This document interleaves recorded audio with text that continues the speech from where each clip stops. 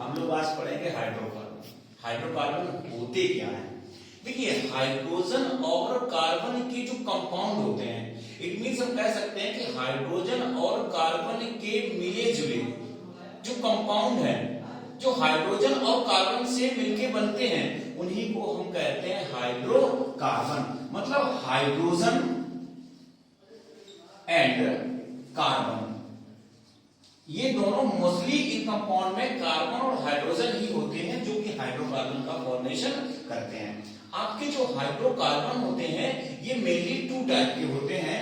पहला होता है सैचुरेटेड हाइड्रोकार्बन। कौन सा होता है?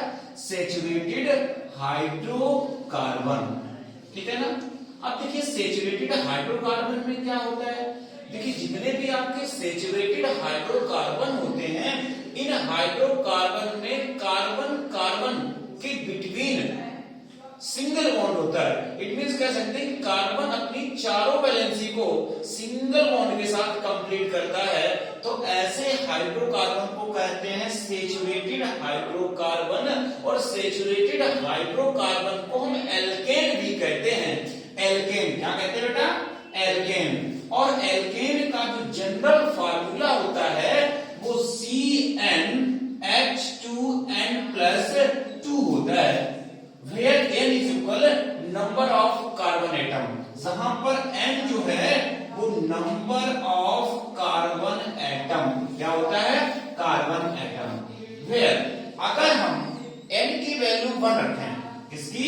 n की वैल्यू 1 रखें, n is equal 1, तो अब फार्मूले में इसकी वैल्यू रखी गई तो CnH2n+2, तो C1H2 मल्टीप्लाई 1+2, तो ये हमारा बनेगा CH4। एक नंबर जो कार्बन है 1 नंबर का, इसको हम कहते हैं मीथेन। क्या कहते हैं? मीथेन। और मीथेन जो है वो meth word root name and ane जो है वो आईपीसी नेम होता है। तो एक कार्बन के हाइड्रोकार्बन को मीथेन कहते हैं।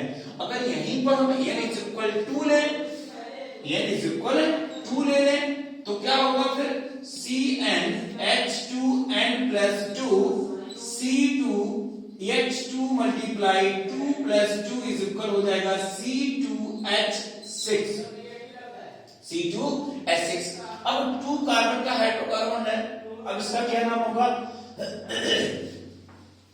एथेन। क्या नाम होगा? एथेन। क्या होगा? एथेन। और एथेन कैसे बना? H+N। H क्या है? वर्ड रूट नेम है और N आईपीसी नेम है। ठीक है? क्लियर?